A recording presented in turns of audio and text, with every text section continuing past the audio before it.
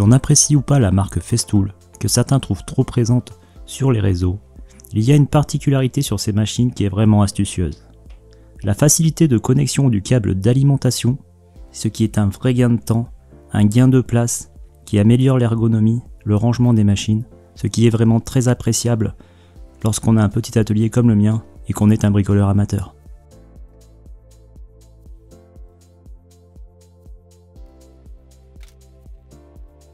Tout d'abord, dans l'atelier, pour faciliter l'utilisation de l'ensemble, il faut raccorder le câble d'alimentation au tuyau d'aspiration. Il y a plusieurs façons de procéder. On peut utiliser de la bande velcro. Moi, je préfère utiliser personnellement du scotch, ce qui est plus simple et qui est forcément le moins cher. On peut utiliser également des clips que l'on peut commander sur l'internet, je vous mettrai le lien en description.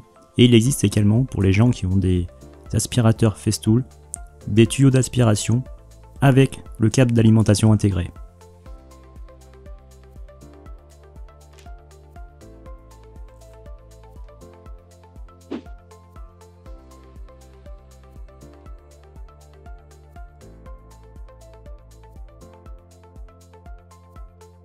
Je possède une ponceuse excentrique Bosch que j'utilise fréquemment et je suis souvent encombré avec la multitude de câbles. C'est pour ça que déjà sur celle-ci je vais installer le plugin Festool pour me simplifier la vie.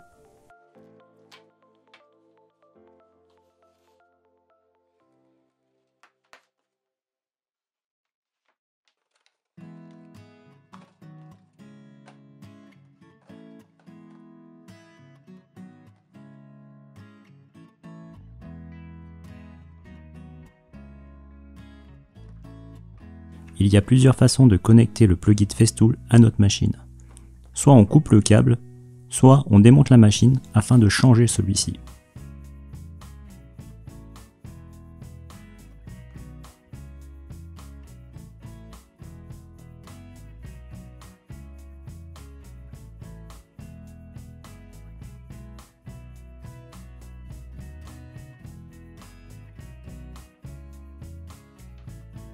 Personnellement, je déconseille de couper le câble, car vous allez voir, c'est relativement simple de changer celui-ci selon les machines, et ça permet de garder le câble d'origine si jamais on veut revendre notre appareil, ou si on veut le remettre de façon initiale.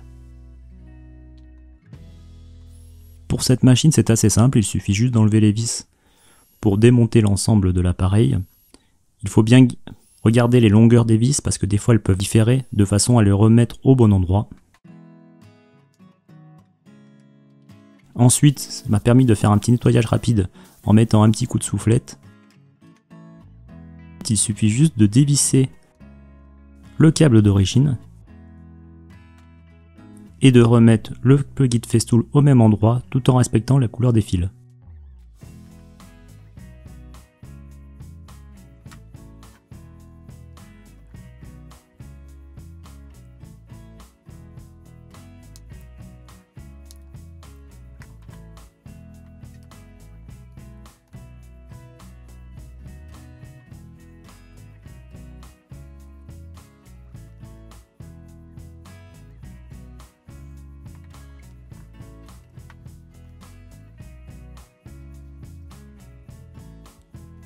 On n'oublie surtout pas de bien replacer la gaine sur le pince câble pour que celle-ci soit tenue au cas où la machine ne tomberait ou on la tiendrait par le fil d'alimentation pour éviter d'arracher les fils.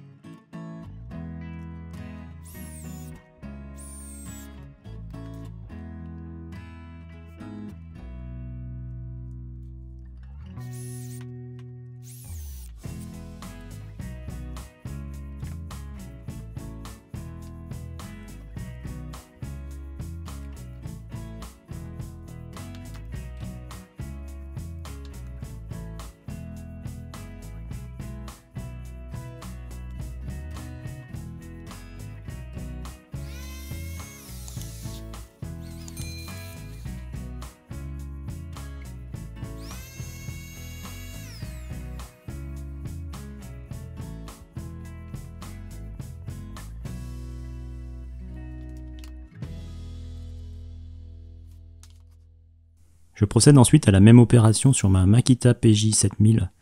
Cette lamelleuse, franchement que je conseille à tous ceux qui veulent acheter une lamelleuse, car elle est quand même assez accessible et c'est quand même un outil de qualité professionnelle.